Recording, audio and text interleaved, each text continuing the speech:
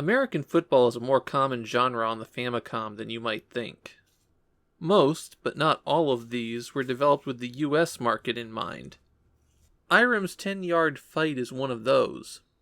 The port seems to have been commissioned at about the same time as the port of Irem's Spartan X, or Kung Fu Master, and Nintendo released 10-Yard Fight themselves outside of Japan. The thing is, 10-Yard Fight turned out to be pretty popular in Japan, despite the sport itself not being popular. I think that's because 10-Yard Fight isn't really a sports game. It's sports-themed, but it's not a sports game. Instead, Irem has distilled football down to a very simple arcade game. There's no defense, no selection of plays, there's not even a score. All you have to do is get the ball up the field to the end zone, and then you go on to the next level. There's 4 levels of difficulty in 10-Yard Fight, and you have to do each one twice in order to advance.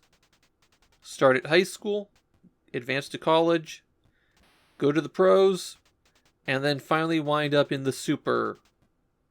Just super, that's all. It actually feels kind of uncomfortable to use football terms to describe 10-Yard Fight because even with the trappings of football, it plays so differently. So each half, which isn't really a half, starts with a kickoff, and your opportunity to drive the ball as far up the field as you can. After that, you have 4 attempts to drive 10 yards up the field. If you fail, then you wind up going back 10 yards. If you get driven back to your own end zone, well, then you just keep doing it with more required distance added every time. The thing is, in 10-Yard Fight, the real enemy is the clock. Every time you succeed in gaining at least 10 yards, you get some more time added to that clock. But it runs down fast. If the clock hits 0 and you haven't made it 10 yards, then it's game over.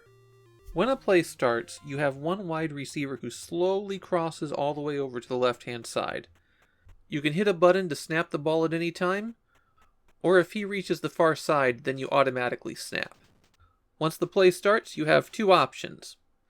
You can hit the A button to throw to that wide receiver, or you can hit the B button while you're pressing in a direction to laterally toss it to one of the 2 running backs you have. If any member of the opposing team is between you and the receiver, the pass is intercepted. You can't toss the ball over their heads. An interception means that you lose 20 yards and get a first down. Since interceptions are so easy to do, and the wide receiver is usually so heavily covered, running plays wind up being overwhelmingly powerful in this game. As you're running down the field and your opponents are trying to tackle you, you can shake them off by jiggling the pad back and forth. I've also found that it's a lot harder for them to tackle you when you're running diagonally. If you get the ball into the end zone, you have the opportunity to score some extra points by kicking for the extra point. The arrow moves and drifts around on its own, so what you'll basically need to do is just snap it when you feel about right, and wait for the arrow to line up so that you'll kick it through the posts. No interception here, so just hit A when it's lined up. After that, it's on to the second half, or the next level. 8-bit football games have a lot of compromises in them. They just didn't have the horsepower to actually simulate the game. 10-Yard Fight's solution to this was to turn the sport into an arcade game. And I think it's actually kind of okay. It's very primitive, and I wouldn't want to play it for more than a few minutes. But as an arcade game designed to vaguely feel like football, I think it does the job.